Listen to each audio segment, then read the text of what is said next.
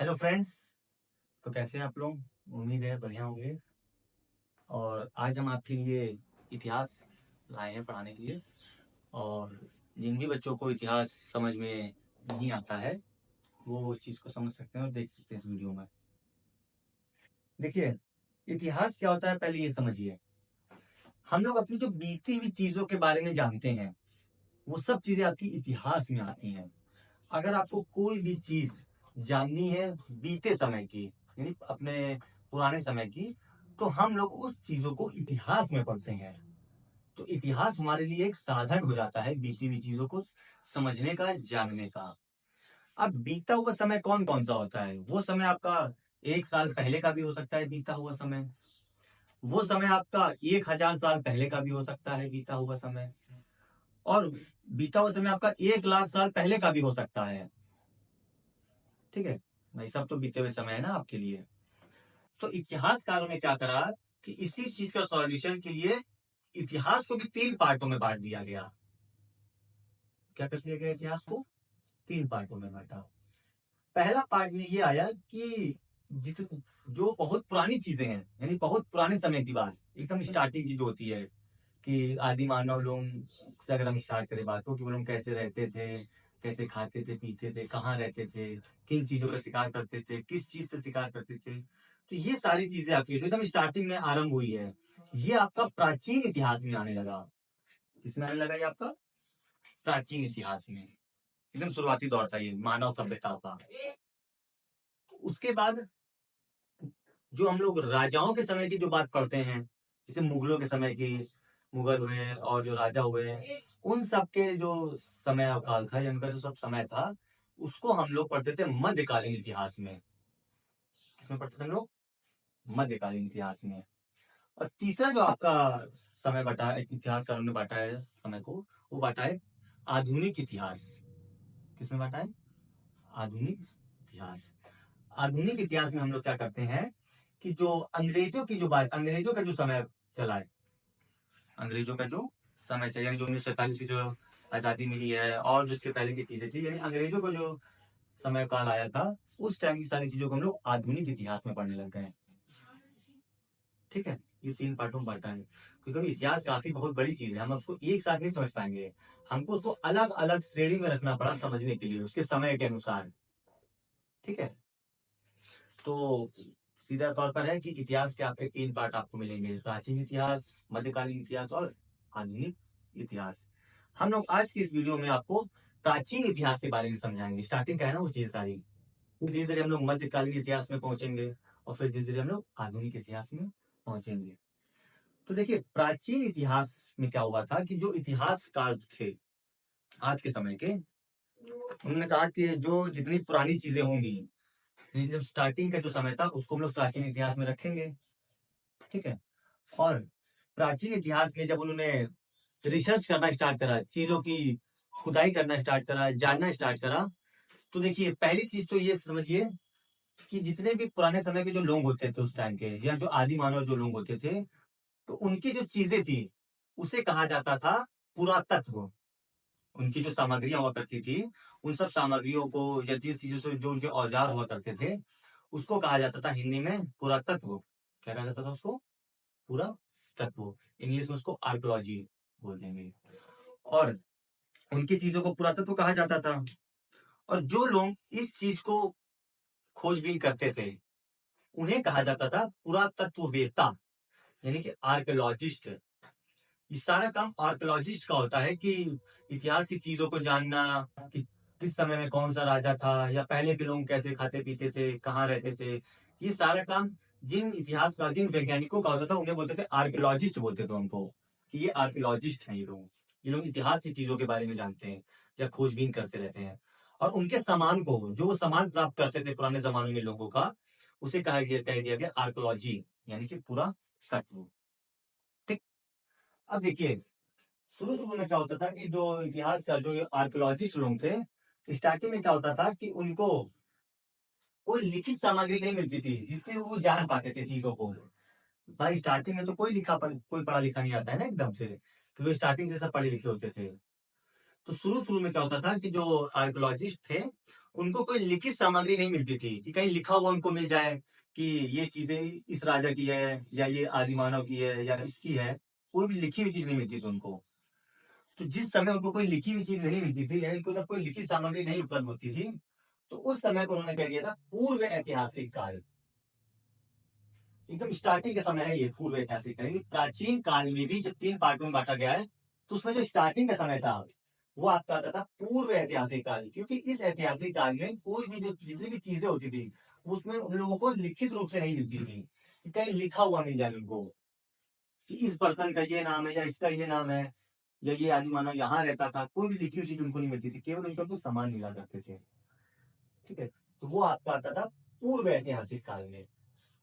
धीरे धीरे क्या होने लगा कि जब आर्कियोलॉजिस्ट ने और खोजबीन करी, समय बढ़ता गया आगे, तो उन्होंने देखा कि उनको लिखित सामग्री भी मिलने लगी एक टाइम बाद। क्या मिलने लगी उनको?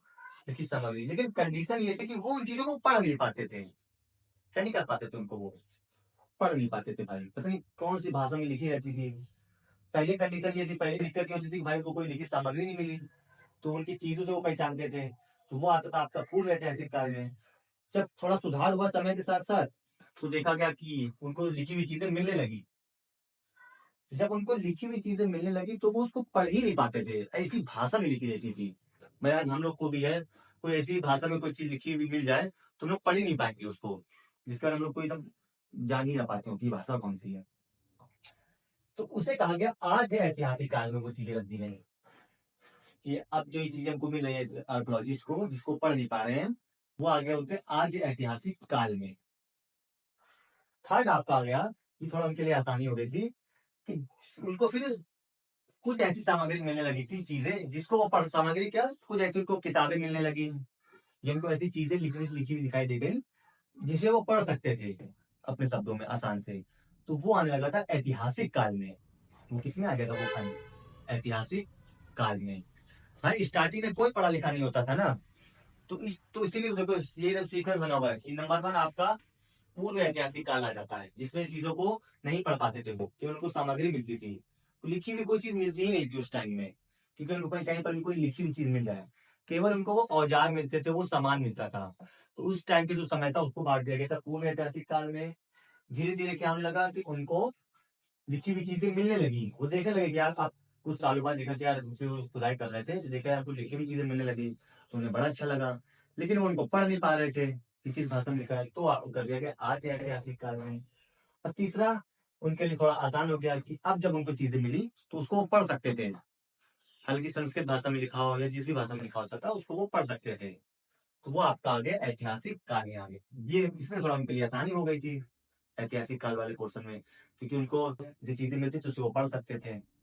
और इसमें क्या होता था कि जो सबसे नंबर 1 वाले में था, उनको केवल उनके वो औजार मिलते थे, उनके द्वारा उपयोग की गई वस्तु मिलती थी। इसमें कोई लिखित सामग्री नहीं मिलती थी। इसमें मिलती तो थी पर उसको पढ़ नहीं पाते थे, तो उनके लिए यह वाला पोर्शन ज्यादा आसान था। ठीक। अब देखिए क्या सोर्सेस क्या थे उनके पास जिससे वो पहचान पाए कि ये सारी चीजें इतिहास की है, या वो चीजों को जानते थे। क्या उनके पास सामग्री, कैसे सामग्री उनको मिलती थी? सोर्सेस, स्रोत, मतलब कैसे वो प्राप्त करते थे पुरानी चीजों को, वो कैसे जानते थे। तो आप देखेंगे इसमें सोर्सेस में सबसे पहले आता था साहित्यिक स्रोत। क्या आता था सबसे पहले? साहित्यिक स्रोत। इसमें उन्होंने देखा कि साहित्यिक स्रोत में आपका जैसे वेद हो गया, रामायण हो गया, महाभारत हो गई। तो जब उनको वेद रामायण महाभारत जब हम पढ़ते थे देखते थे, तो उनके इससे भी उनको पुरानी चीजों के बारे में पता चलता था साहित्यिक स्रोत में। भाई वेद पढ़ रहे हैं, रामायण पढ़ रहे हैं, महाभारत पढ़ रहे हैं, तो उनको उनके इतिहास के बारे में तो पता चलता था। जैसे आज अगर हम लोग रामायण पढ़ते हैं, महाभारत पढ़ते हैं, तो हमको उस टाइम के राजाओं के बारे में पता चलने लगा। ठीक है, ये आता था आपका साहित्यिक स्रोत में, यहाँ से लोग प्राप्त करते थे। फिर आता था एक आपका पुरातात्विक स्रोत। क्या मतलब आपका दूसरा जो पार्ट बना है वो हो गया आपका पुरातात्विक स्रोत। इसमें क्या होता था कि उनको अभिलेख से वो पहचानते थे। किससे पहचानते थे वो? अभिलेख से। अभिलेख में जैसे कि पत्थरों में कोई चीज उनको लिखी मिल जाए, या किसी धातु या सिक्के में उनको कोई चीज लिखी मिल जाती थी, तो वो उससे पहचान लिया करते थे अभिलेख के अंदर। स्तूप, स्तूप क्या होता है?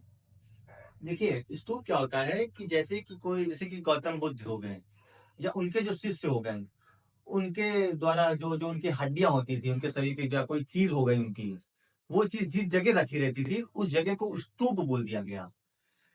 क्या बोल दिया गया उस जगह को? स्तूप। थर्ड आपका आता है पूरा स्थल। पूरा स्थल में मतलब कि जहां पर वो चीजें मिलती थी, जहां पर क्या मिलती थी? चीजें, औजार वगैरह सब चीजें मिलती थी, उसे पूरा स्थल बोल दिया गया। तो इस यहाँ से भी वो लोग प्राप्त कर लिया करते थे, इतिहास के बारे में जानकारी इकट्ठा करते थे, या तो इससे जानकारी इकट्ठा करते थे या फिर वो लोग इस पोर्टल से जानकारी इकट्ठा करने को।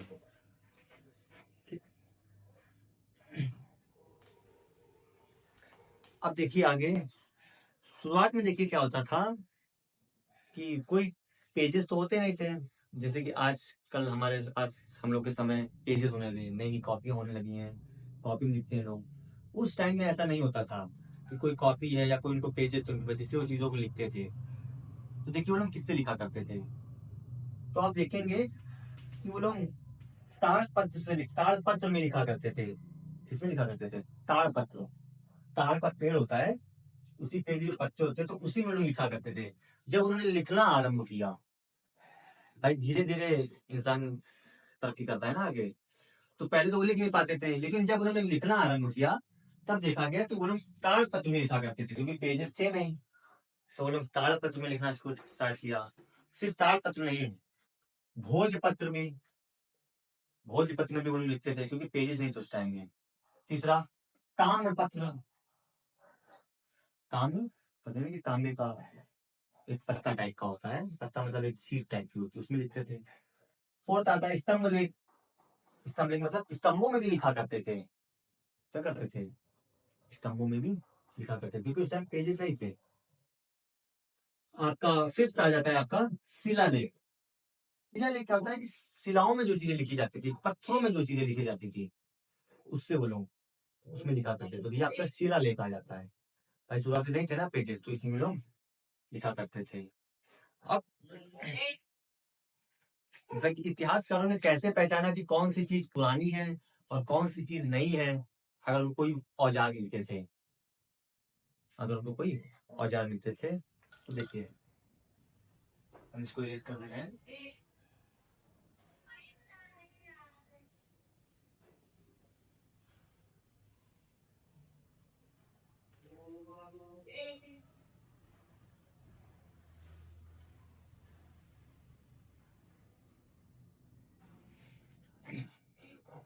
देखिए कैसे पता करें कि कौन से औजार पुराने होते थे, कौन से औजार नए होते थे? देखिए जब स्टार्टिंग में इंसान जमीन में जब रहा करता था, जैसे मान लीजिए जमीन है नॉर्मल, ठीक है, तो शुरुआत में जब आदमी जमीन में रहता था तो वो जिन चीजों का यूज करता था, जिन चीजों को क्या करता था वो यूज करता था, या उनके द्वारा बनाई गई जो चीजें हुआ करती थी, तो स्टार्टिंग में वो उनका यूज कर रहा है, फिर बाद में वो क्या करता था, उस चीजों को वो छोड़ दिया करता था, वहीं पर क्या कर देता था, उनको छोड़ दिया करता था। तो छोड़ने पर क्या होता था कि उतनी जगह उसकी कवर हो जाया करती थी, एक टीला टाइप का बन जाता था। फिर जब दूसरा आदमी उसी जगह आता था,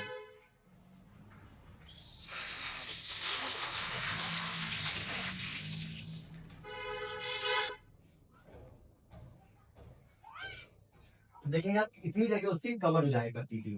भाई उसमें मान लीजिए मान कर रह रहा है वो, तो जिन चीजों का यूज करता था तो उन चीजों को वहीं छोड़ दिया करता था, वो मिट्टी में वो चीजें दब जाया करती थी। होता है ना आज के टाइम में कि आप किसी चीज का यूज करिए और आप उसको वहीं छोड़ दीजिए, कुछ टाइम बाद बरसात होगी तो धीरे धीरे क्या होता है कि वो चीजें दब जाती हैं। तो वही काम यहाँ भी होता था कि स्टार्टिंग में इंसान जो रहते थे, चीजों का यूज करते थे, घरों में रहा करते थे, तो वो चीज को इसी में छोड़ दिया करते थे। तो धीरे धीरे क्या हुआ, समय के साथ साथ वो चीजें जमीन में धंसती चली गई। फिर उसी जगह अब दूसरा कोई इंसान अगर आने लगा, आया और वो भी वहीं रहने लगा आकर उसी मिट्टी के ऊपर, उसी मिट्टी के ऊपर, तो सेम वो भी एक प्रोसेस करता था, वहां रहा आराम से, और फिर वो भी वहां से चला गया या कहीं और, क्योंकि स्टार्टिंग में कोई स्थायी जगह नहीं थी ना रहने के लिए, कोई एक स्थायी जगह है कि उनको यही रहना है। जैसे आज के टाइम में लोग स्थायी जगह ढूंढते हैं ना, कि हमको इसी जगह रहना है और सालों साल लोग वहां रहते हैं। पहले ऐसा नहीं था, 10 दिन इंसान यहाँ रहा है तो 10 दिन कहीं और रहने लग जाया करता था। तो वही काम यहाँ भी था, तो उसी जगह पे दूसरा व्यक्ति आके रहने लगता था, और फिर वो भी वह जगह छोड़ के चला जाया करता था। तो फिर वो चीज जमीन में धंसती चली गई एक टाइम बाद। ठीक, ऐसे करते करते उस जगह पे जितने भी लोग आते थे वो लोग सेम ये प्रोसेस अपनाते थे।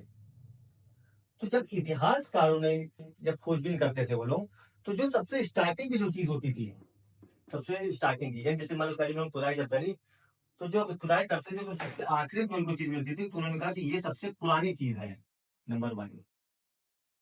जो उनको आखिरी में जो उनको औजार मिलते थे, आखिरी में जो उनको चीजें मिला करती थी, तो कहा कि ये सबसे पुरानी चीज है, ये सबसे क्या है, ये पुरानी चीज है।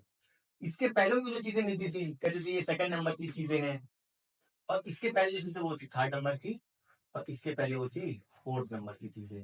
तो ऐसे वो पता करते थे कौन सी चीज कितनी पुरानी। जैसे उनको स्टार्टिंग मान लो सबसे आखिरी मिल गई कोई चाकू, मान लो कोई इनको चाकू मिल गई, मान लो हम बात बता रहे हैं। उसके बाद इनको कोई भी कॉइन मिल गया, मान लो कोई भी चीज मिल गई, और इसके बाद उनको मान लो कोई लकड़ी मिल गई, और इसके बाद कोई उनको चांदी की चीज मिल गई। तो इन चारों में कैसे पता करें तो कौन सी चीज पुरानी है? तो जो उनको सबसे आखिरी मिलती थी वो उसको मान लिया करते थे कि ये सबसे चीज पुरानी है। इसके पहले की चीज को सेकंड नंबर पे रखते थे, यानी ये इसके बाद की चीज है, और ये इसके बाद की चीज है, और ये इसके बाद की चीज हुआ करती थी। तो ऐसे वो चीजों को पहचानते थे।